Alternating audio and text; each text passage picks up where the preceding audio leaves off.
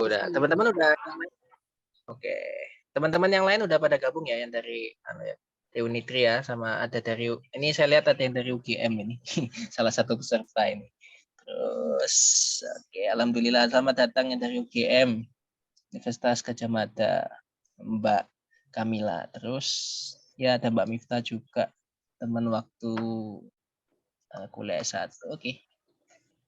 Saya pakai hidupan kameramen, enggak usah yo. Hidupkan ya. Oke. Hidupkan naik. Oke. Sudah ya, oke. Jelas Kak Dito? Sudah jelas ya, oke. Alhamdulillah. Mulai ya Iki ya. Bisa ya, mulai ya. Udah mulai Tian. Oke. Oke, mulai ya Kak ya. Oke. Karena ada teman kita yang gabung ini dari Gambia, nanti saya sambil bahasa Inggris juga. Ada Mr. Serno juga. Bapak sambil belajar bahasa Indonesia nanti. Saya akan buka dalam dua bahasa. Oke, bismillahirrahmanirrahim. Assalamualaikum warahmatullahi wabarakatuh. Waalaikumsalam warahmatullahi wabarakatuh. Ya, selamat malam para peserta. Selamat bergabung dalam acara kuliah tamu bertema pendidikan ekonomi di era digital. Kita kedatangan tamu yakni dosen STKIP PGRI Bandar Lampung. Beliau adalah Mbak Dianti Mahrusyah MPD. Saya manggil Mbak nggak apa-apa ya, kalau Ibu kayaknya bawaan kayak. Jadi beliau adalah seorang dosen di bidang pendidikan ekonomi. Malam ini kita akan banyak kaji tentang bagaimana sih dunia pendidikan itu dan apa korelasinya dengan ekonomi di zaman sekarang. Oke. Di susunan acaranya tadi udah ya, pembukaan udah ya. Nanti kita juga akan ada sesi penyampaian materi dan juga tanya jawab. Nanti dilanjutkan dengan foto bersama lalu penutup. Ya, thanks for coming Mr. Sirnoba from Gambia. This is the guest lecture from Dianti Mahrunisya, Mas edition. She was graduated from University of 11 Maret, Central Java.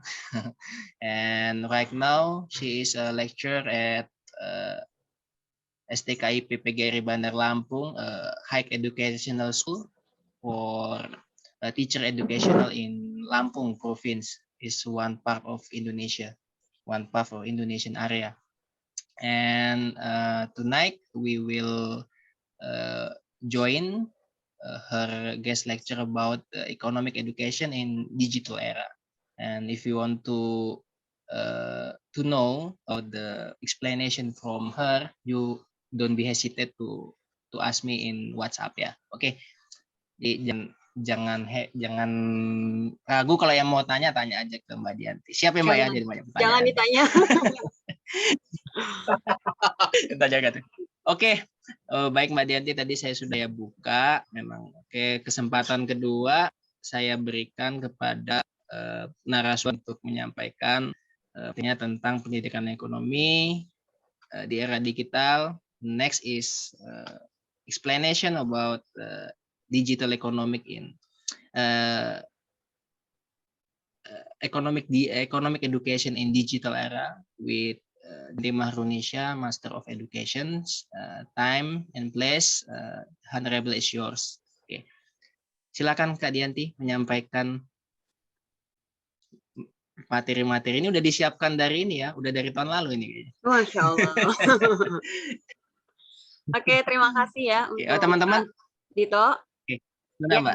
Teman-teman jangan lupa ya nanti ngisi absen di link chat nanti saya.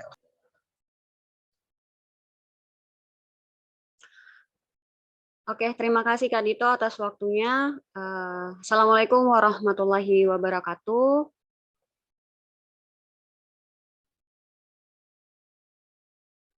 Selamat malam semuanya, salam sejahtera bagi kita semua. Alhamdulillahirrabbilalamin, puji syukur atas nikmat Allah Subhanahu wa Ta'ala yang memberikan kita pada malam ini kesehatan ya, sehingga dengan teknologi yang canggih sekarang ini kita tidak perlu bertemu secara tatap muka gitu ya. Saya di Bandar Lampung, teman-teman di daerah masing-masing bisa terhubung dengan teknologi digital ya. Karena masanya masa era digital gitu ya. Nah, untuk pada malam hari ini mungkin teman-teman kita saya nggak ngasih kuliah gitu ya. Kalau kuliah rasanya tuh berat gitu ya, karena mahasiswa sekarang itu kritis-kritis. Jadi kita memang sharing session aja gitu ya. Dan tadi Kak Dito sampaikan mengenai pendidikan ekonomi era digital. Memang benar ya kalau di topiknya seperti itu. Tapi karena teman-teman mungkin basicnya tidak sama dengan saya itu tentang pendidikan ekonomi, maka yang akan saya bagikan malam hari ini adalah terkait dengan pendidikan. Pendidikannya aja di abad ke-21 ya, abad ke-21 ini ataupun era digital pada saat ini gitu ya, teman-teman ya. Oke, saya share screen dulu, bentar. Dan itu tadi saya bilang saya bukan pakar dan juga bukan ahli gitu ya. Jadi kita berdiskusi aja. Nanti mungkin kalau ada teman-teman yang bertanya, Kak Dito sebagai pakar dan juga ahli bisa menjawab gitu ya, Kak Dito ya. Mohon bantuannya. Oke, sebentar saya share screen dulu. Ini yang ditanya malah jadi jadinya. Oke, bentar. Oh iya, Kak Dito saya nggak bisa itu share screen.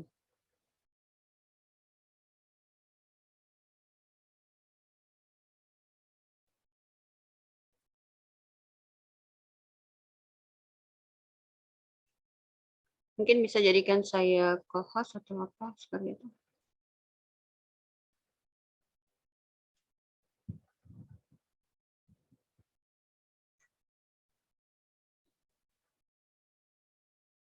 Oke, sudah bisa.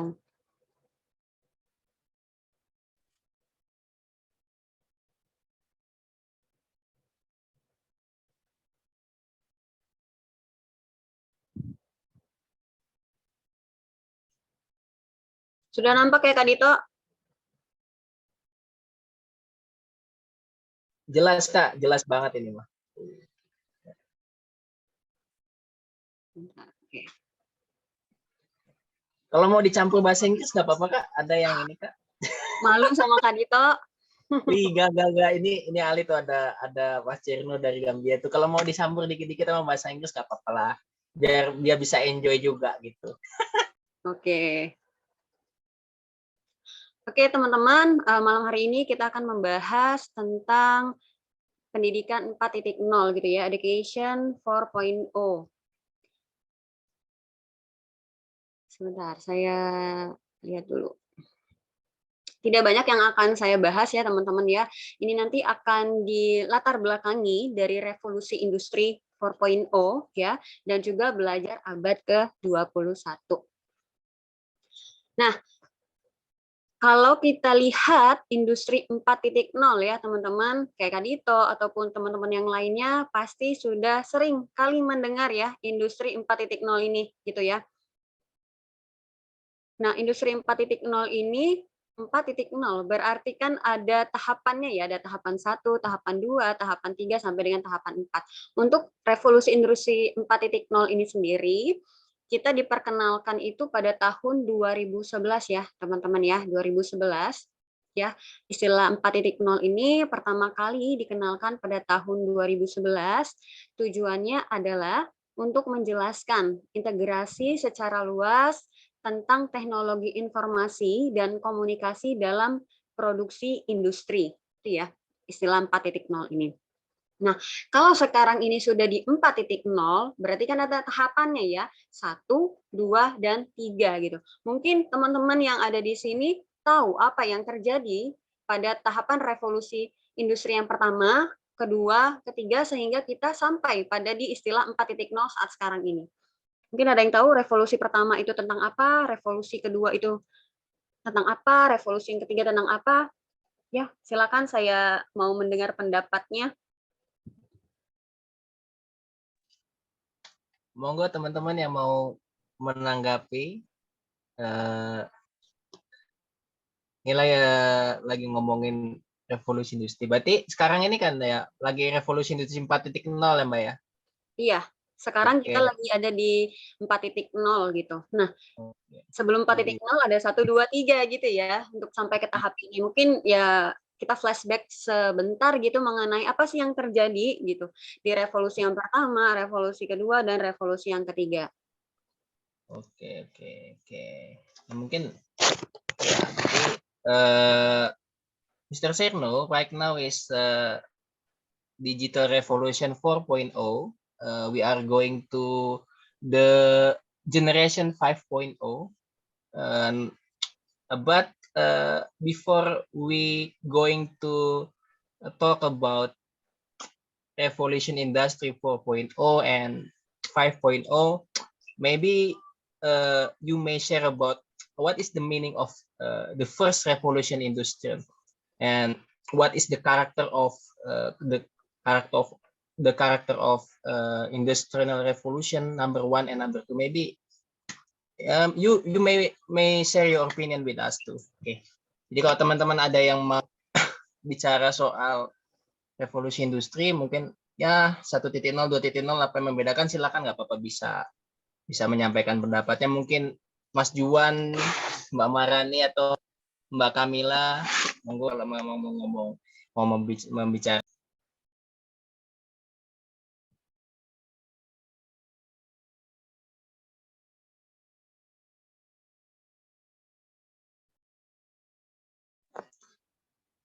Tapi ya sambil menunggu ya Kak. Tapi memang apakah hanya era 4.0 ini ya memang ada ininya Kak ya? Memang ada teknologi digital ya. Berarti sebelum-sebelum itu enggak ada gitu ya? Sebenarnya kalau 4.0 ini adalah kelengkapan gitu Kak, kelengkapan. Pada era-era sebelumnya sudah ada, tapi tidak secanggih pada saat ini gitu loh. Gitu ya. Sudah ada, tetapi belum secanggih pada saat ini. Kayak misalnya revolusi yang ketiga, itu kita sudah menemukan kayak telepon, handphone, gitu-gitu ya. Tetapi belum ada kayak internet, digitalisasi seperti itu belum ada gitu. Adanya pada di 4.0 ini. Gitu. Oke, berarti mungkin kalau sepengetahuan saya, berarti revolusi industri pertama itu, pengetahuan saya nggak tahu. Apakah memang diawali dari ini, dari Eropa Barat ya? Yang pertama, aku kalau saya juga tidak salah gitu ya, revolusi pertama itu dilakukan oleh Inggris tadi toh. Ya, Inggris mereka yang dikenal untuk melakukan revolusi yang pertama itu dilakukan oleh Inggris gitu ya untuk pertama. Nah, yang terjadi apa gitu? Nggak apa-apa ya, saya sambil karena teman-teman mungkin terganggu koneksi dan lain-lain, nggak apa-apa sambil saya jelaskan bahwasannya revolusi yang pertama itu mengenai kalau kita dapatkan itu tentang mesin uap ya, penemuan mesin-mesin untuk membantu produksi. Oke, saya next slide aja. Oke, nah ini. Nah nih, teman-teman ya, ternyata untuk revolusi industri yang pertama itu tahun 1760 sampai dengan 1840 ya, itu ditemukannya tentang permesinan gitu ya, pembuatan rel kereta, mesin uap, juga ada produksi mekanik. Ininya tadinya mungkin untuk penggunaan tenaga itu mereka menggunakan tenaga hewan gitu ya. Karena ada mesin, maka mempermudah pekerjaan mereka pada revolusi yang pertama. Dilanjutkan revolusi yang kedua gitu ya. Revolusi yang kedua awal abad ke-19 sampai dengan awal abad ke-20 itu mulai ditemukannya listrik gitu ya. Jadi makin mudah nih mereka untuk melakukan produksi industri dan lain-lain. Jadi bisa produksi massal, kebutuhan mereka akan barang tercukupi, bisa ngasih barang itu lebih mudah gitu ya, karena sudah ada akses-aksesnya gitu. Dan juga sudah ada sedikit teknologi komunikasi di dalamnya. Nah, revolusi yang ketiga itu penemuan seperti komputer, terus juga otomatisasi, tadi kayak TV, radio itu sudah ada gitu ya. Tapi belum sepesat pada saat ini, yaitu abad ke-21, yang mana kita tahu digitalisasi gitu ya, yang Kak Adito bilang tadi era digital gitu. Nah ini sedikit flashback aja tentang revolusi industri, karena nanti akan terkait dengan pendidikan kita sekarang gitu. Oke, saya next ya. Sabar.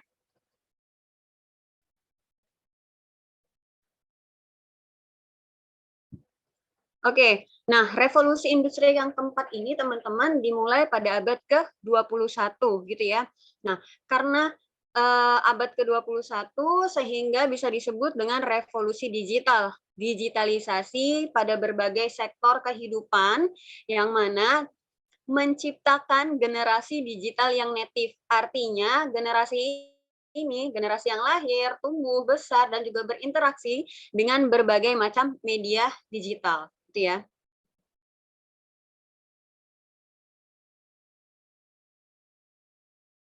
Nah, dengan demikian berarti industri 4.0 ini kan berdampak nih, berdampak bagi seluruh sektor, baik nggak di dunia bisnis, perdagangan, pemerintahan, orang perorangan, dan nggak hanya di situ, ternyata industri 4.0 ini berpengaruh terhadap pendidikan, penggunaan seperti digitalisasi yang internet gitu ya, ataupun media-media cetak yang digunakan dalam proses pembelajaran, itu mempermudah kegiatan pembelajaran di dalam kelas gitu ya, dari tingkat dasar sampai dengan perguruan tinggi.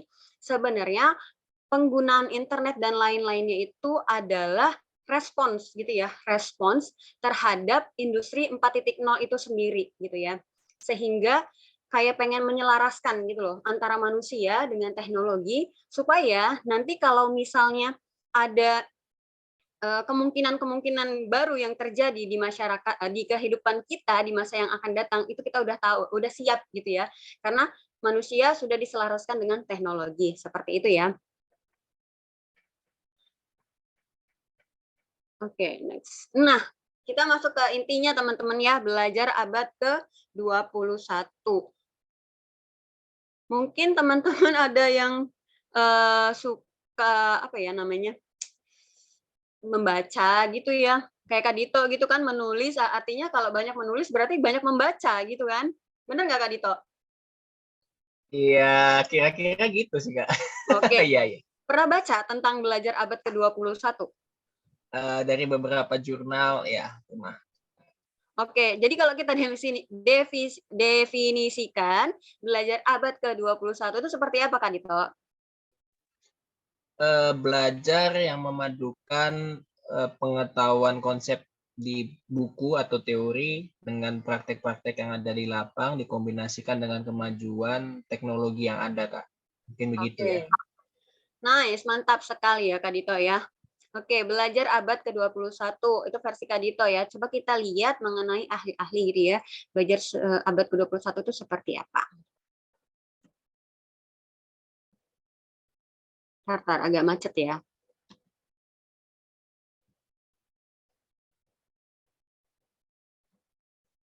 Oke, nah ini menurut Donovan dan juga Green mendefinisikan belajar abad ke-21 adalah belajar yang berkenaan dengan pengakuan bahwa pembelajar itu perlu memiliki pengetahuan dan keterampilan yang akan memungkinkan mereka itu berhasil dalam kehidupan masyarakat yang global dan beragam yang ditandai oleh teknologi yang sentris gitu.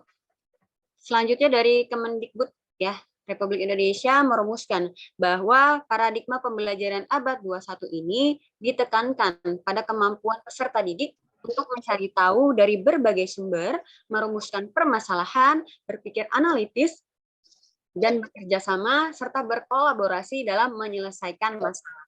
Artinya apa? Jadi artinya setiap pembelajar itu harus menguasai kemampuan gitu ya, harus menguasai keterampilan pada tingkatan berpikir tingkat tinggi. Bagaimana mencapai berpikir tingkat tinggi? Berpikir tingkat tinggi itu bisa dicapai di dalam pembelajaran apabila pembelajarannya itu berbasis kepada pemecahan masalah, gitu ya.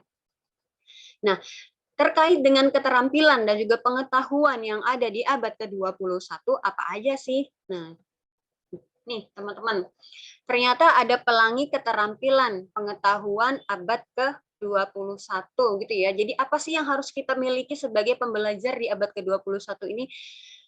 Kita tahu teman-teman bahwasannya kalau dulu kita sekolah gitu ya, tujuan pendidikan kita itu mengarahkan kepada kita atas kemampuan dasar 3R, reading, writing, and arithmetic gitu ya.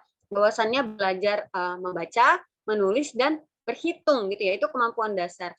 Pada abad ke-21 tidak hanya itu keterampilan yang harus kita miliki sebagai pembelajar gitu ya. Maka di sini ada 4 poin ini teman-teman, ada core subjects gitu ya, subjects dan juga tema-tema yang ada di abad ke-21. Terus juga ada keterampilan hidup berkarir, life and career skills, learning and innovation skills, information media and technology skills. Nah, untuk subjek dan juga tema-tema yang ada di abad ke-21 ini tentang kesadaran global gitu ya, tentang literasi keuangan, literasi ekonomi dan juga bisnis, literasi kewarganegaraan, literasi lingkungan, literasi kesehatan gitu ya, literasi apalagi ekonomi, kewirausahaan dan lain-lain gitu ya. Itu tema-tema yang ada di pengetahuan abad ke-21. Mengenai life and career skills, teman-teman, di sini ada 5 poin ya yang harus kita miliki di keterampilan pengetahuan abad ke-21 untuk keterampilan hidup dan berkarir.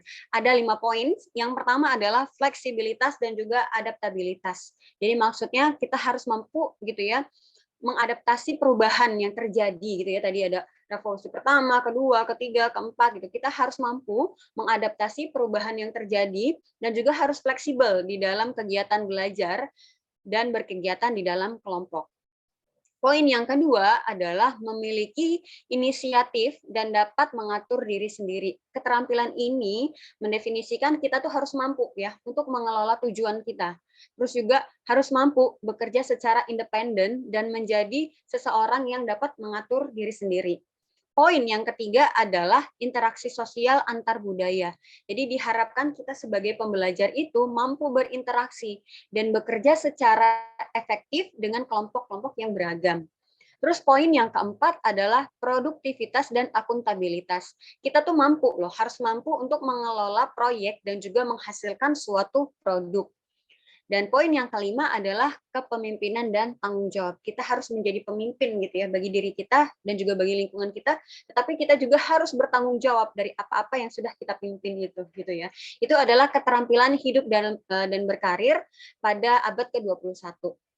Selanjutnya adalah ini, learning and innovation skills. Ya, itu keterampilan belajar dan juga berinovasi. Di situ ada 3 poin teman-teman ya, tentang berpikir. Yang pertama, berpikir kritis dan juga mengatasi masalah. Kita tuh diharapkan yang memiliki kemampuan untuk menggunakan pendapat kita gitu ya, baik dari induktif ke deduktif atau sebaliknya gitu ya. Terus juga harus mampu membuat keputusan dan juga mengatasi masalah. Poin yang kedua dalam keterampilan belajar berinovasi ini adalah komunikasi dan kolaborasi. Kita harus mampu berkomunikasi dengan jelas dan melakukan kolaborasi dengan kelompok-kelompok yang lain, bekerja sama gitu ya. Poin yang ketiga di dalam keterampilan belajar dan berinovasi ini adalah kreativitas dan juga inovasi. Nah, kita harus mampu berpikir kreatif gitu ya, bekerja secara kreatif dan menciptakan inovasi yang baru. Next selanjutnya adalah information media and technology skills, keterampilan teknologi dan media informasi. Pada keterampilan ini teman-teman ada 3 poin juga yang harus kita miliki. Yang pertama adalah literasi informasi gitu ya.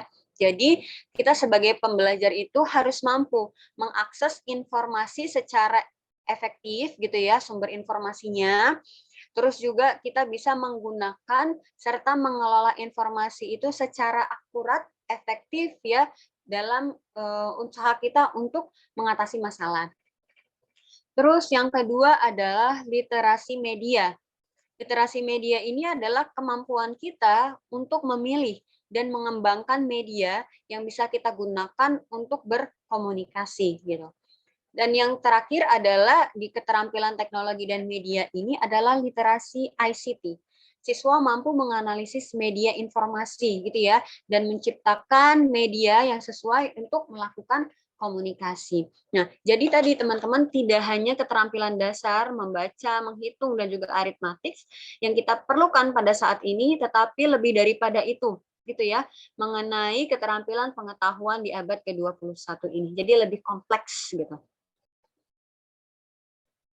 Nah, ada pergeseran paradigma pembelajaran di abad ke-21 ya teman-teman ya, maaf kalau agak ngeblur gitu. Ciri-cirinya adalah ini, informasi tersedia di mana saja dan juga kapan saja seperti saat ini gitu ya. Saya bisa melakukan berbagi informasi kepada teman-teman dengan teknologi yang canggih melalui aplikasi Zoom ini. Saya berada di rumah saya gitu, teman-teman berada di rumah teman-teman masing-masing.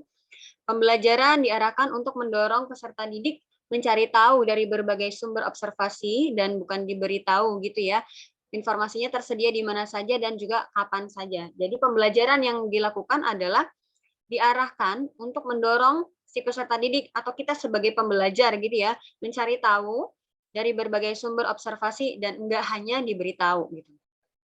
Jadi yang kedua adalah komputasi, lebih cepat memakai mesin. Maksudnya pembelajaran diarahkan untuk mampu merumuskan masalah gitu ya, harus mampu menanya juga, bukan hanya menyelesaikan masalah, bukan hanya menjawab, tapi lebih kepada analitis gitu ya, kritis gitu. Kita harus bisa bertanya kalau dalam kegiatan pembelajaran, nggak malu untuk bertanya gitu ya. Terus yang ketiga adalah otomasi, yaitu menjangkau segala pekerjaan. Pembelajaran ini modelnya adalah diarahkan untuk melatih berpikir analitis gitu ya, bisa mengambil kesimpulan. Jadi enggak hanya berpikir mekanitis. Yang terakhir adalah komunikasi dari mana saja dan kemana saja gitu ya, seperti yang kita lakukan ini. Pembelajaran menekankan pentingnya kerjasama dan kolaborasi dalam menyelesaikan masalah. Nah, ini ada pergeseran paradigma pembelajaran abad ke-21.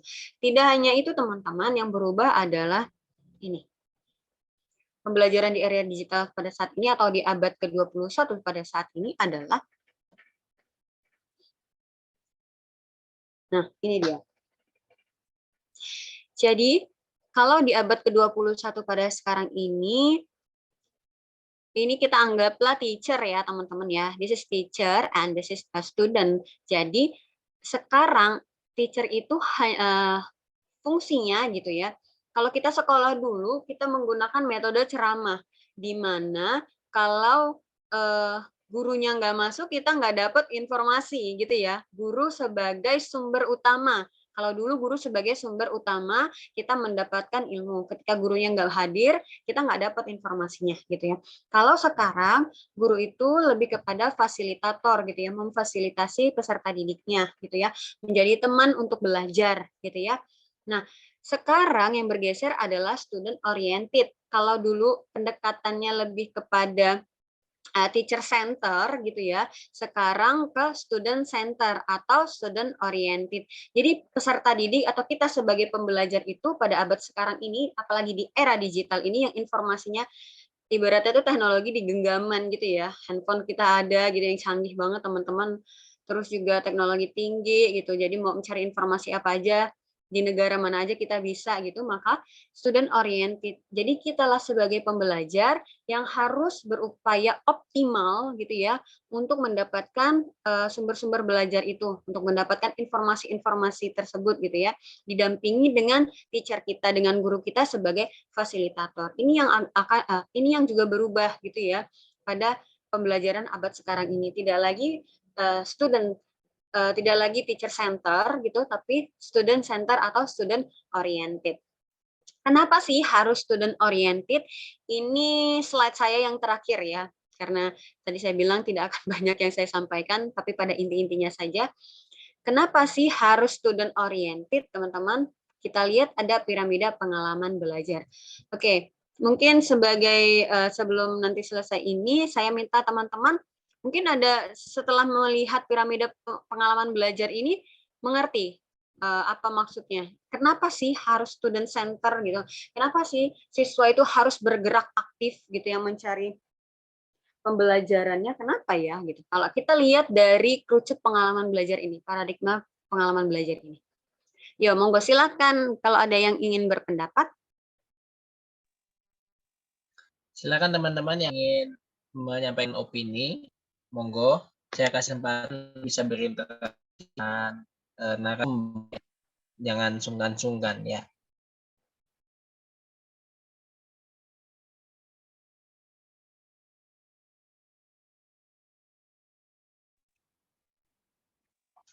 yang ingin bertanya atau memberikan tanggapan bisa mengangkat tangan ya. If you want to explain your opinion about the material, you may raise your hand and you may explain your opinion and have a nice discuss with the lecturer. Jadi, kalau misalnya ada yang mau bertanya, silakan. Tadi Bang Juan masih ada ya? Mas Juan Elvin. Awalnya Ada. ada yang baik. Oke, monggo nggak apa-apa, tanya aja. Ya. Oke, baik, terima kasih atas waktu yang diberikan kepada saya. Suara saya kedengaran nggak? Oke, jelas, Mas Oke, Juan. baik. Terima kasih. Di sini saya ingin bertanya ini tentang pendidikan di era sekarang. Nah, sekarang kan tadi sudah dijelaskan kayak kita dituntut harus menyelaraskan dengan antara manusia dan digitalisasi. Nah, di mana kita juga dituntut untuk menerima teknologi-teknologi yang perlu kita ketahui bahwa semakin hari semakin maju. Nah, tetapi bagaimana yang menjadi pertanyaan saya itu, bagaimana itu dampak dan nasib guru-guru dan siswa-siswa yang di pedalaman yang kita ketahui bahwa banyak dari mereka itu secara infrastruktur, sarana dan prasarana itu tidak memadai. Itu yang menjadi pertanyaan saya adalah bagaimana dampak dan nasib mereka di masa yang akan datang. Terima kasih. Oke, terima kasih Mas Juan. Oke, sebentar ya. Oke. Sebelum kita berdiskusi tentang pertanyaan Mas Juan, slide saya belum berakhir ya. Tadi ini untuk slide saya yang terakhir tadi, ketika saya tanya tadi teman-teman mungkin ada yang tahu, mungkin tahu ya, tapi teman-teman mungkin malu untuk berbicara gitu. Nah, jadi gini teman-teman ya, kenapa sih harus peserta didik gitu yang harus melakukan aktivitas pembelajaran itu? Kita lihat ya, kerucut pengalaman belajar ini membaca, mendengar, melihat, lihat dan dengar, katakan, dan lakukan. Lalu ini ada persentasenya teman-teman ya. Kalau kita lihat dari gambar ini gitu ya, dapat kita katakan gini, kalau guru mengajar ya atau pendidik mengajar dengan banyak ceramah gitu ya. Jadi kan peserta didik itu akan banyak mendengar gitu ya. Ketika peserta didik itu mendengar dan hanya mengingat 20% saja gitu ya dari apa yang mereka dengar. Ketika mereka itu ketika pendidik itu meminta ya si peserta didik itu untuk melakukan gitu ya, ketika guru itu meminta peserta didik untuk melakukan sesuatu dan melaporkannya gitu ya, maka yang akan mereka ingat itu adalah sebanyak 90% teman-teman. Kenapa jadi harus student oriented tadi itu atau student center gitu ya. Jadi mereka akan mengingat 90% dari apa yang mereka pelajari, dari apa yang mereka lakukan. Seperti yang dikatakan pendapat Confucius ya. Confucius dia menyatakan bahwasannya apa yang saya dengar saya lupa. Terus apa yang saya lihat saya ingat dan apa yang saya lakukan saya paham gitu loh. Makanya kenapa pada saat sekarang ini pendidikan mengarahkan kepada student oriented. Nah, itu saja teman-teman yang akan saya sampaikan untuk pertemuan kita pada malam hari ini dan mari kita berdiskusi bersama gitu ya mengenai pertanyaan Mas Juan itu sendiri.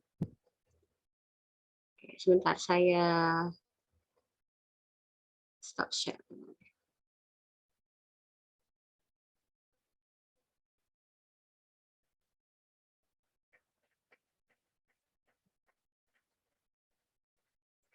Oke, ini dari sudut pandang saya ya, memang nggak bisa kita pungkiri ya Mas Juan, kayak misalnya di Pegunungan Bintang sana gitu ya, di Papua gitu ya, itu mereka jauh dari akses teknologi ya, bayangin aja di Pegunungan Bintang di Papua gitu ya, pasti mereka jauh dari akses yang namanya teknologi.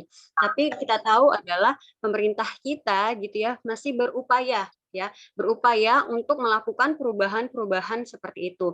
Atau kata lainnya, mereka banyak melakukan program ya, maksudnya gini, walaupun mereka secara teknologi gitu ya tidak tersentuh dan masih dalam upaya untuk mengadakan teknologi itu, mereka mengirimkan manusia-manusia, sumber daya manusia yang pandai berteknologi gitu ya, pintar menggunakan teknologi ataupun walaupun nggak ada teknologi, mereka mampu ngasih informasi dulu loh teknologi itu seperti apa dengan program-program seperti apa ya, kayak Indonesia Mengajar gitu ya. Terus ada sekarang ini adalah guru-guru penggerak, teman-teman. Ada guru-guru penggerak gitu yang berupaya walaupun ya mereka secara teknologi tadi belum terjamah dan masih dalam posisi untuk terus berkembang, kita juga nggak bisa pungkiri itu gitu ya.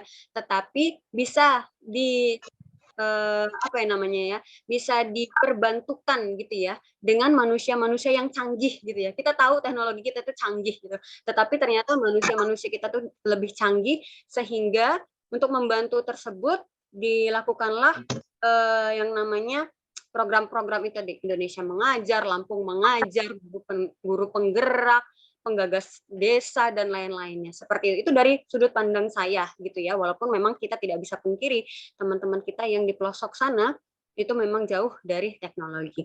Mungkin ada teman-teman lain yang ingin menjawab pertanyaan Mas Juan, kita berdiskusi. Dari Kadito mungkin boleh, silakan Kadito. Saya jadi perantara aja deh nanti. Mungkin ada tadi yang nanya dari PGSD ya, Pendidikan Guru Sekolah Dasar Unitri, bisa ini dong, bisa nanya dong, pengen tahu. Jadi nggak nanya ke Mas Juan tuh temennya tuh tadi. Oke, belum ada. Kalau ada mau bertanya, mungkin tadi rekannya Mas Juan yang dari PGSD boleh. Oke, Mr. Serno, are you still on the room? Tanya deh dia. Siapa ada pertanyaan? Dari saya Kak. Oke. Selamat datang Mas. Oke, Mr. Serno wait. Oke. Mas Sendro Ahang, mungkin ada yang mau didisikan mungkin atau punya pendapat bisa disampaikan ke mungkin Mbak Dianti. Mungkin saya lebih ke pertanyaannya Kak. Boleh.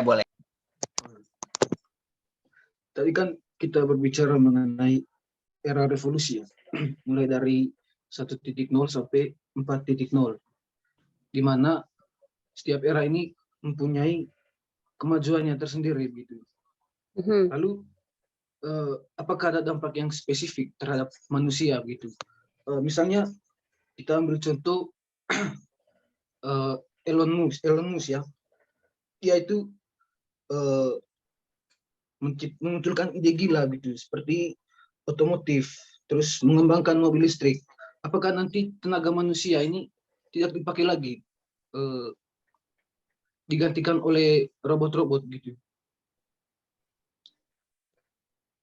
Maksudnya dampak yang spesifik terhadap manusia gitu kan?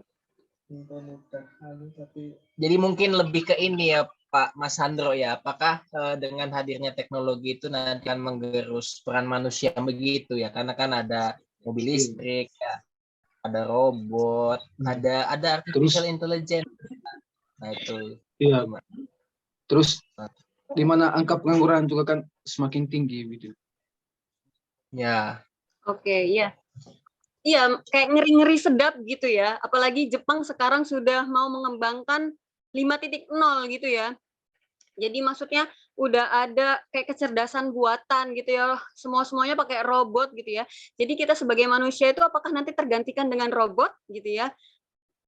Ya wallahu alam, saya juga kurang tahu ya di masa depan itu apakah kita nanti akan digantikan dengan robot, tapi posisinya menurut saya robot itu yang buat siapa? Manusia gitu ya.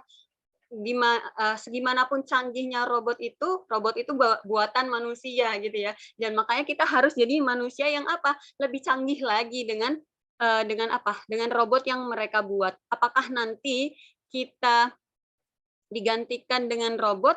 Mungkin untuk beberapa sektor bisa kali ya gitu. Tapi untuk sektor-sektor yang lain tetap menurut saya tetap manusia itu masih tetap akan diperbantukan gitu loh. Maksudnya robot itu hanya sebagai bantuan saja untuk mempermudah akses mereka gitu ya mencapai tujuan misalnya bisnisnya, perusahaan dan lain-lainnya. Manusia itu akan tetap berguna gitu ya, bermanfaat asal kita jadi manusia yang memang tetap diadaptasi terhadap perubahan. Ada teknologi terbaru ya kita belajar gitu ya. Walaupun saya sendiri juga nggak ngerti sih teknologi sekarang secanggih apa juga, maksudnya belum bisa menguasai, memahami. Tapi saya yakin ketika kita belajar gitu ya, mengenai apa yang terjadi, kita akan tetap digunakan di bidang kita gitu ya. Kalau bukan bidangnya mungkin ya nggak akan dipergunakan. Kayak saya nggak ngerti misalnya kayak perairan atau pertanian miliknya Kak Dito, tapi Kak Dito kompetitif di situ. Kak Dito akan tetap dipergunakan. Robot akan membantu aktivitas Kak Dito untuk melakukan kegiatan Kak Dito. Itu sih menurut saya ya. Manusia, kalau saya pribadi sih menyatakan manusia tidak akan tergantikan oleh robot gitu ya. Robot akan tetap sebagai pembantu manusia untuk menambahkan, memudahkan akses mereka mendapatkan tujuan masing-masing seperti itu. Oke, terima kasih Kak. Kalau ada yang lain mau berpendapat nggak apa-apa loh, kita sharing session aja gitu, nggak apa-apa. Oke, ya terima kasih Mas Sandu. Oke. Mungkin ada yang dari ini Mbak, yang dalam bahasa Inggris nanti ada nih Mbak. Mas Irno mau memberikan tanggapan ini. Tapi saya akan menjadi perantara dulu ya. Ada yang teman-teman yang nanya lagi mungkin? Belum ya? Oke, belum. Oke, Mr. Serno, are you still on the room or you have to go? Mr. Serno, dari mana? Mr. Serno is coming from Gambia. Now he is a student at postgraduate school, national class. Okay, Mr. Serno, maybe you have an opinion about the Industrial Revolution number 1 until number 4. What is the difference between each consists of Industrial Revolution? Right now, we can understand that every of the part of human life cannot running for technology. So, in your opinion, what is the function of human in this digital era? We understand that every kind of the sector will be replaced by robot. Maybe you can interact with the lecture, yeah. Okay, Honorable Dito. Good evening to everyone. My name is Chef from the Gambia, currently a student Unit 3 in the international class. Yeah, as we know, we are in a global era and in a digital era for that matter. So it seems like everything in human resource aspect is shifting to technology. So we cannot do without technology, but technology cannot also do without us, because it is the human resource that develop technology to ease human activities and to increase production and provide standard well-being of life. So being said, there is always an evolution in the generation. So if you look at it like in the previous decades, people were not familiar with what computers are, what mobile phones are, and what technology is. But in this generation, we are in order to, able to adopt to the business sector or the economic sector. What most has to be introduced to technology. You have to adopt to technology. You should know how to use a laptop. You should know how to use a mobile phone. And you should know the best advantages of internet, how to use the internet in order to, connect to the global world. Like I said earlier, this could have not been possible having a Zoom meeting, let's say 15 years ago. We have to meet physically. But today we are at our different locations, but we are still communicating and making best use of our time and learning from each other. So that is a revolution. Though it is a threat to the human resource economy, simply because most people will be laid off their jobs. You will realize that what 2 or 3 people can do within an hour, then let's say you can have a robot to do that within minutes. So that is another problem. let's say in the area of agricultural sector, for example, before the introduction of agricultural mechanization, the work is done by humans, is done by hands. So people go to the farm to cultivate. It was, drudgery, not easy and very tedious. But with the help of machines now, you will realize that, everything is being done fast. And many people are laid off from their jobs. So they have to, they have to change their, advancement. They have to change in order to fit into that digital era. They have to go and replace their skills with new skills. So it is challenging. Notwithstanding, it also comes with a lot of opportunities. I think that is my contribution as far as the topic is concerned. Thank you. Okay, thanks. Thank you so much, Mr. Serno, from University of Gambia. So this is Dianti. He was a student, a bachelor in agriculture in Gambia. Jadi Oke. Serno dari Gambia, jauh-jauh. Thank you, Mr. for the contribution for this session. Oh, okay, maybe mungkin Mbak Dianti mau menanggapi ucapan Mr. Serno dalam bahasa Inggris, mungkin boleh. Mungkin Mas Dito terlebih dahulu kali ya. Kali Mas Dito dari tadi nggak mau menanggapi gitu ya. No, I'm enough. Yeah, you speaker, so you must. It's okay. I want to know. Udah lama nggak dengar Mas Dito berpendapat gitu. Karena teman-teman Mas Dito ini adalah teman saya dulu waktu SMA, jadi saya tahu bagaimana dia ketika berpendapat dan sangat menggebu-gebu gitu. Dan saya I miss this moment gitu ya. I miss that moment that when you share your opinion with menggebu-gebu gitu. Oke, let Mr. Dito. Okay, mungkin ya, maybe this digital era is complex, Mr. Son, because there are many factors that directly change the human activity and human life. For example, in the beginning of 1990. To communicate with our lecture, we are still use the phone that hang in our home, and the cost so expensive. But no, and every minute we can interact to every people with our handphone, with our digital, with our internet. So this is a fasting movement about this revolution industry. So I cannot explain that in the industrial revolution number 5 that we can interact with the robot and artificial intelligence. But in my opinion that we are still need the human, but because a robot cannot answer all of our questions. Robot have limited tasks and limited access to the part of our life. Don't worry. Jadi jangan khawatir, don't worry ya. You will lay job. No, don't worry about that, because I think the human can still interact with the robot and artificial intelligence, and when in every sector like education, we are still need teacher, because robot cannot learn you about experience, but robot only learning you about the science, but learn you about life. Jadi robot bisa memberi sampean itu apa? Memberi sampean ilmu semua dari Google, tapi robot tidak bisa memberi sampean taman. Mungkin gitu ya. Gitu kalau saya, Mbak. Ya, kita tetap harus jadi manusia yang berkualitas ya. We have still to be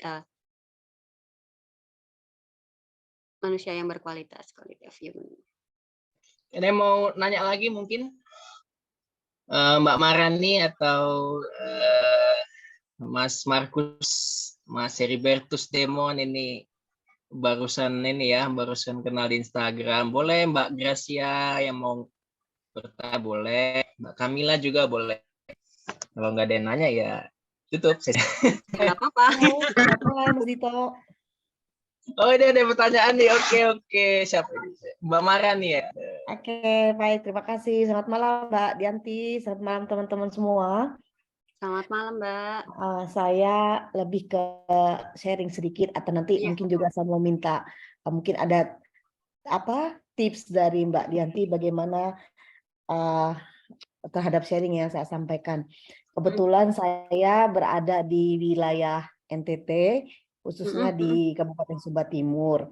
Seperti yang Sumba. sudah disampaikan tadi bahwa sekarang kita berada pada abad 21 di mana sistem belajarnya juga mengikuti perkembangan zaman yang sedang terjadi. Kemudian saya juga mengamati tadi ada pengalaman belajar tadi yang mengerucut tadi sistemnya itu Ya. piramida pengalaman belajar tadi. Yang saya amati, kebetulan saya juga sempat beberapa tahun itu berkecimpung di dunia pendidikan. Saya lihat kalau untuk khususnya anak-anak NTT, khususnya di Sumba Timur, di wilayah tempatnya saya saat ini, sebenarnya untuk mereka mengikuti perkembangan zaman seperti yang dituntut pada abad ke-21 ini masih sangat-sangat minim sekali. Karena apa? Karena lingkungan tempat tinggal kami di sini itu sangat berbeda jauh dengan keadaan di luar NTT, di Pulau Jawa itu sangat berbeda jauh.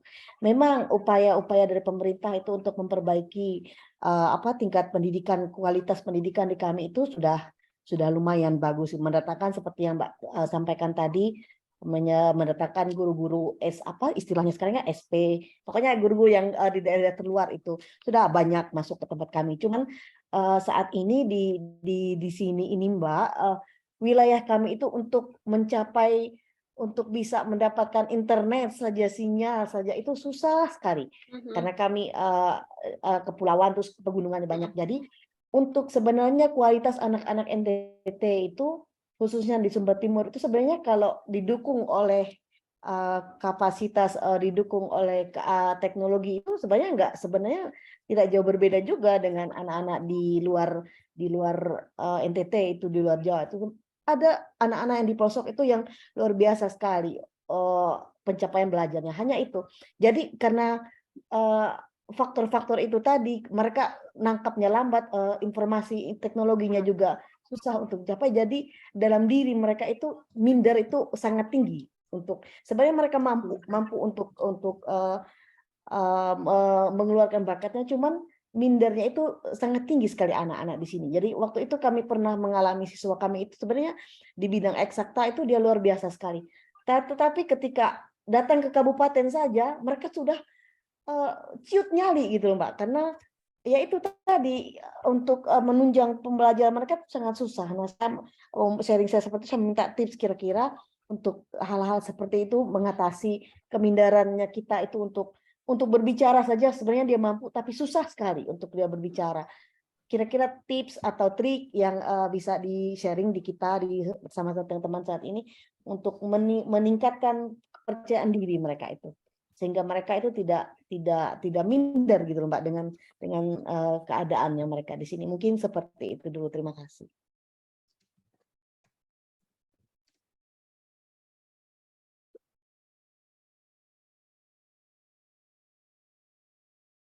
Tes Mbak Dianti. Keluar ya? Keluar. Oh enggak. Oke, Mbak Dianti mungkin bisa ditanggapi. Oke, ya nggak bisa kita pungkiri ya. Tapi sekarang Mbak Mara masih di NTT, di Sumba? Iya, masih. Saya berdomisilinya di NTT Mbak, di Sumba Timur. Oke. Banyak sih. Saya juga dulu waktu kuliah itu ada teman-teman yang dari NTT ya. Jadi mereka juga punya motivasi gitu ya untuk belajar gitu ya, untuk mengemban pendidikan sampai S2 sampai ke Jawa, terus pulang lagi ke daerahnya, terus mereka mengabdikan diri mereka ya untuk daerahnya gitu.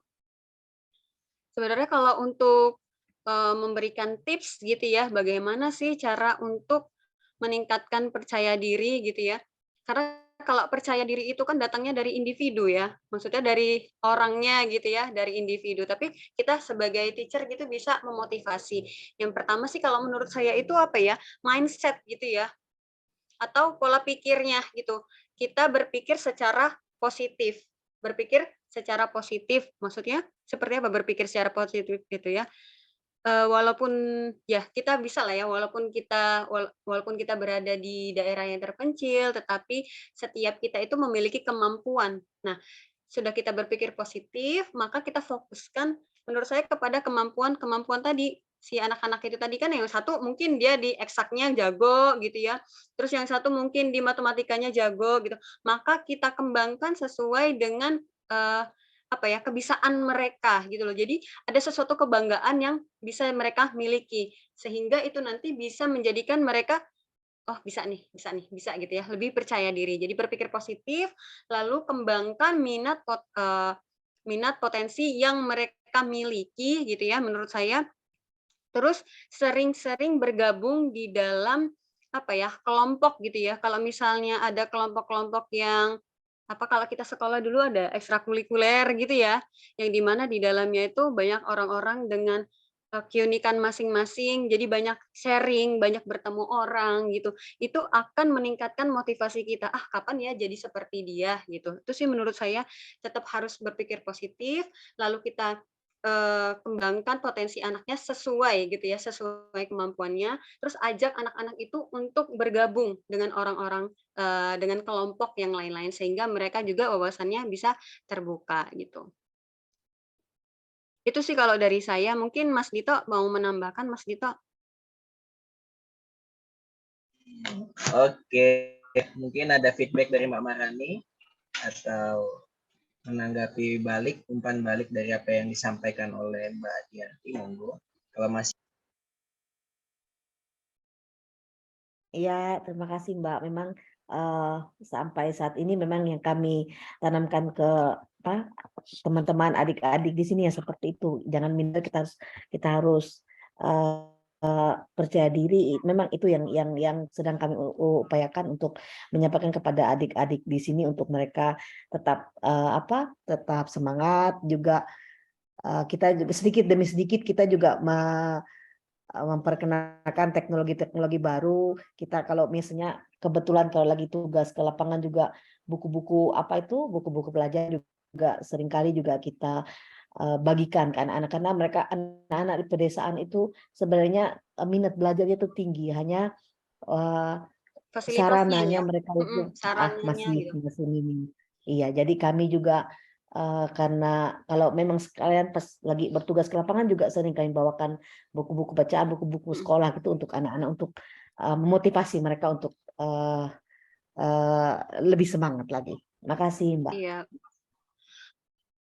Good luck ya buat Mbak, siapa tadi namanya? Mbak Marah, memang nggak mudah gitu ya, apalagi dengan keterbatasan sarana prasarana.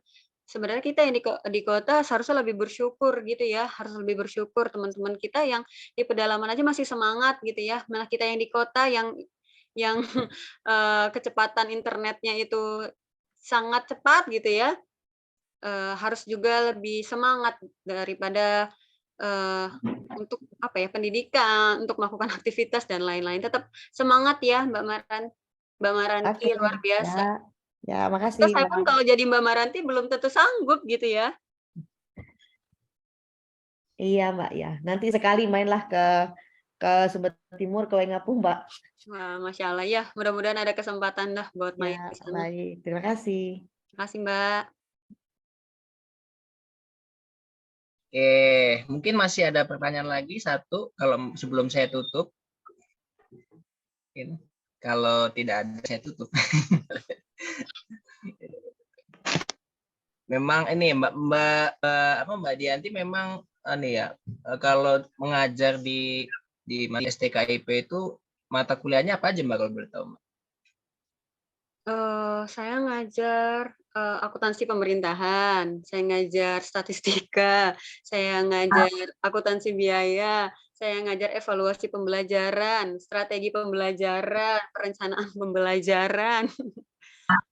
Ya seputar pembelajaran gitu loh, Mas Dito. Lebih ke lebih ke yang hubungannya kaitan dengan matematik ini kayaknya nih. Ada sih beberapa, cuman ya namanya belajar gitu ya, nggak apa-apa. Oke.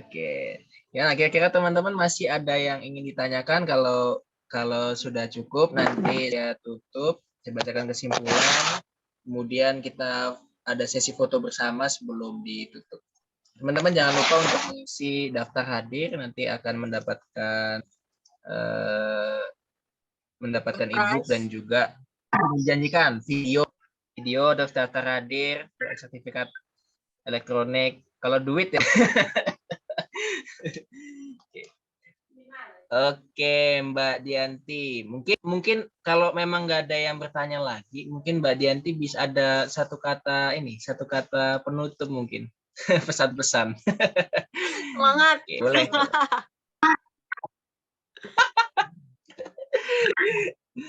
Oke, Mbak Dianti. Memang sudah lama ya Mbak ya nggak ketemu. Maksudnya antara setelah lulus sekolah sampai hari ini, saya baru ketemu sekarang ini, gitu kan.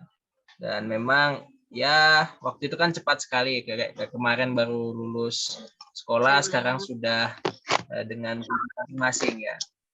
Nah, cuman kalau dari wajah memang nggak banyak berubah sih memang. Saya kan baby face. Oke, mungkin teman-teman terima kasih atas kehadirannya dan partisipasinya. Thanks for your participation in this session. Sebelum ditutup acara ini, mungkin teman-teman bisa on cam. Yang mau on cam untuk saya berikan aba-aba, kita akan foto bersama. Mungkin oke. Ketahuan nih yang kan, masih Mas Juan, wajahnya terlihat. Hai. Kameranya hidupin. Mas Markus, Mas Mama Ranti kameranya Sandro. hidup. Yang nggak apa-apa sih, yang nggak maksa juga. Ayo kalau mau foto bersama, kameranya dihidupin. Mas Sandro nggak ngidupin? Apa off cam? Off cam aja Mas Cam, Dito, oke. nggak memungkinkan untuk on cam, baru sampai rumah. Ya, kayaknya nggak ada yang mau on cam ini, kayak cuman saya mau Juan aja ini kayaknya. Ada kok banyak di tempat Oh, saya. Mbak Ada Indah. Mas Markus, ada Mas Sandro, ada Mas Heri, Mas Juan. Oke. Tadi Ini Mbak Indah juga ini. monggo off cam, on cam aja nggak apa-apa, nggak di share itu ke billboard iklan di jalan, nggak, tenang aja. Mentok-mentok di story ini atau Instagram ya. Mas Sandro, Mas Heribertus Demon, terima kasih. Mbak, terima kasih. Mas Markus, Mas Juan, terima kasih. Support, terima kasih. Omaran, terima kasih. Oke ya, saya kasih aba-aba ya. Ini 2 kali take teman-teman ya. 1, 2, 3. Ntar print screen. Ntar pindahin ke WhatsApp. Mana WhatsApp ini? Apa lagi? Oke, satu lagi teman-teman. Oke. 1, 2. Nih mau hidupin juga di akhir, tungguin dari tadi nih kayak 1, 2, 3. Oke. Terima kasih teman-teman atas kehadirannya. Terima kasih teman-teman. Besok buku internal aja. Yang mau ikut ya ikut, enggak ya enggak usah. Besok kita ada agenda bedah buku bersama Bu Lulu dari Universitas Islam Tanagung Semarang, buku tentang lingkungan hidup, kerusakan lingkungan hidup dan audit. Jadi kalau ini kan Mbak Dianti ini kan akuntansi ya. Nah, ternyata besok itu Mbak Dianti itu beda bukunya tentang fungsi di bidang lingkungan hidup. Jadi ada auditing lah di bidang lingkungan hidup, nggak hanya di keuangan aja. Ternyata lingkungan hidup juga bisa diaudit juga. Itu besok jam 7:30 waktu Indonesia bergeser barat maksudnya. Itu saya ngomong sebentar ya.